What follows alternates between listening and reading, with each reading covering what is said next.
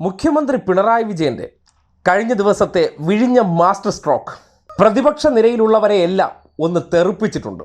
കാര്യം ഒരു വലിയ ബ്രേക്കിംഗ് ആണല്ലോ ഇന്നലെ മാധ്യമങ്ങളിലൂടെ പുറത്തുവിട്ടത്. സേവനം ചെയ്യാതെ പണം വാങ്ങി വീണ വിജയൻ എന്നുള്ള നിലയ്ക്കുള്ള ബ്രേക്കിംഗ് കൊടുത്ത് ആ വാർത്ത കണ്ട് മുഖ്യമന്ത്രിയും കുടുംബവും പേടിച്ച് വിറച്ച് ഇനിയിപ്പോൾ ഉൾവലിയുമെന്നാണ് ഇത് സൃഷ്ടിച്ചവരും ഇതിന് തിരക്കഥ എഴുതിയവരും ഇത് പ്ലാൻ ചെയ്തവരും ഇത് ടെലികാസ്റ്റ് ചെയ്തവരെല്ലാം കരുതിയത്. അപ്പോഴാണ് വൈകുന്നേരം മുഖ്യമന്ത്രി നേരിട്ട് ഉദ്ഘാടനം നടത്താൻ പോകുന്ന വിഴിഞ്ഞം പദ്ധതിയിൽ കുടുംബസമേതം എത്തിയത്. മകൾ, ഭാര്യ, ചെറുമക്കൾ ഉൾപ്പെടെ നേരെ വിഴിഞ്ഞത്തെത്തുന്നു. ഉദ്ഘാടനത്തിന് തയ്യാറായിരിക്കുന്ന പോർട്ടുമായി ബന്ധപ്പെട്ട പല കാര്യങ്ങളിലും നേരിട്ട് കണ്ട് വിലയിരുത്തൽ നടത്തുകയാണ്. ഒടുവിൽ കുടുംബസമേതവും ഒഫീഷ്യൽസിനൊപ്പം കടലിൽ ഒരു സഞ്ചാരം കൂടി അവർ അങ്ങ് അറേഞ്ച് ചെയ്യുകയാണ്. സ്വാഭാവികമായിട്ടും തകർന്ന് തരിപ്പണം ആകില്ലേ?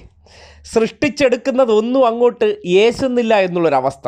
എന്തായാലും ആ ദൃശ്യത്തിൻ്റെ കുറച്ച് ഭാഗങ്ങൾ ആ കുരുപൊട്ടലുകാരുടെ തീവ്രത ഒന്നുകൂടി കൂട്ടാൻ വേണ്ടി ഉപകാരപ്പെടട്ടെ.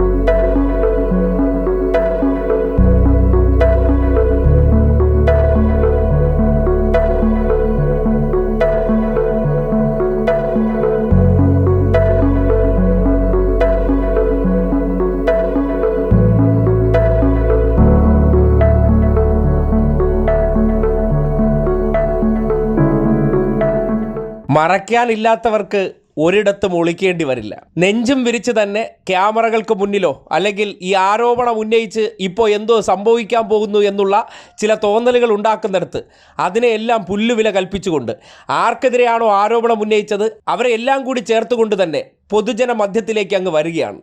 അതിൻ്റെ പേരല്ലേ ഹീറോയിസം.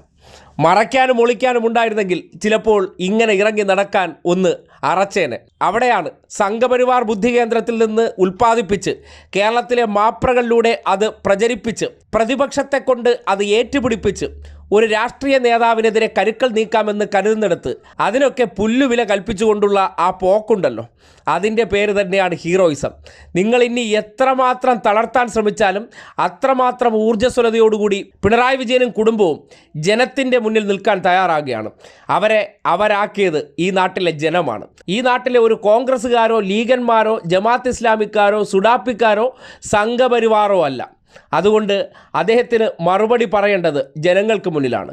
എന്തെങ്കിലും വീഴ്ച സംഭവിച്ചാൽ പോലും അതിന് ഭയപ്പെടേണ്ടത് ക്യാമറകളെയും കോലുകളെയുമല്ല, അത് ജനങ്ങളെ മാത്രമാണെന്നുള്ള ഉറച്ച ആത്മവിശ്വാസം. അത് അദ്ദേഹത്തിൻ്റെ 10 വർഷക്കാലം പുണ്യാളൻ ഒരു കല്ല് കുഴിച്ചിട്ടതിന് ശേഷം അത് തുറമുഖമാകുമെന്ന് പ്രത്യാശയോടുകൂടി നടക്കുന്ന കോൺഗ്രസ്സുകാർക്കപ്പുറം പല പല പ്രകൃതി ദുരന്തങ്ങൾ കടന്നു വന്നിട്ടും സാമ്പത്തികമായിട്ട് കേന്ദ്ര സർക്കാർ വല്ലാതെ വരിഞ്ഞു മുറുക്കിയിട്ടും ഈ നാടിൻ്റെ സ്വപ്ന പദ്ധതിയെ യാഥാർത്ഥ്യമാക്കിയ ഇച്ഛാശക്തിയുടെ പേരാണ് പിണറായി. ഉദ്ഘാടനത്തിന് മുന്നോടിയുള്ള അവസാനഘട്ട മിനുക്കുപണിയിൽ നേരിട്ട് കാണാൻ വരുമ്പോൾ സ്വന്തം ഭരണകാലത്ത് ഈ നാടിൻ്റെ സ്വപ്നം യാഥാർത്ഥ്യമാക്കി എന്ന ചരിത്രം സൃഷ്ടിച്ചുകൊണ്ട് തന്നെയാണ് ആ യാത്രയും ആ വിലയിരുത്തലും അതിൻ്റെ ഉദ്ഘാടനത്തിന് വേണ്ടിയുള്ള എല്ലാത്തരം മുന്നൊരുക്കങ്ങളും അദ്ദേഹത്തിൻ്റെ നേതൃത്വത്തിൽ നടക്കുന്നത്.